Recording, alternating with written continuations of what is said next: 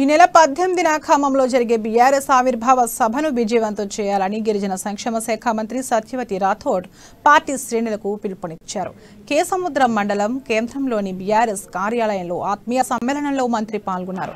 జిల్లా నుంచి 1.20 లక్షల మంది తరలి వెళ్లేలా అన్ని ఏర్పాట్లు సిద్ధం చేశామన్నారు. సీఎం కేసీఆర్ ఖమ్మం సభ ద్వారా రాష్ట్రానికి దేశానికి దిశానిర్దేశం చేస్తారన్నారు. తెలంగాణలో అమలవుతున్న సంక్షేమ పథకాలను చూసి ఇతర రాష్ట్రాల వారు రాబోయే ఎన్నికల కోసం మేనిఫెస్టోను తయారు చేసుకుంటారని, అది సీఎం కేసీఆర్ గొప్పతనానికి నిదర్శనమన్నారు.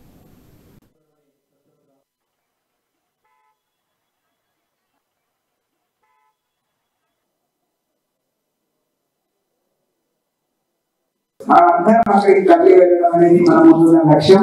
అందులో ఖమ్మం నాలుగుపోయి ఉన్న మహబూబాబాద్ జిల్లా నుంచి 1,50,000 టార్గెట్ ఇచ్చారు. ఖమ్మం 3.5 లక్షలు, పక్కనే ఉన్న సూర్యాపేట 1,00,000 మంది.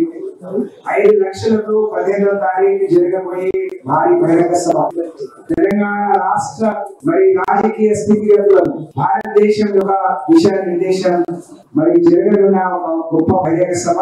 కేసీఆర్ గారు బాగా వాస్తు నమ్ముతారు, ఏ కార్యక్రమం చేసినా మంచి ముహూర్తాన్ని నమ్ముతారు. కాబట్టి తెలంగాణ రాష్ట్రానికి ఖమ్మం ఈశాన్యంలో ఉందని అక్కడ ఎంచుకున్నారు.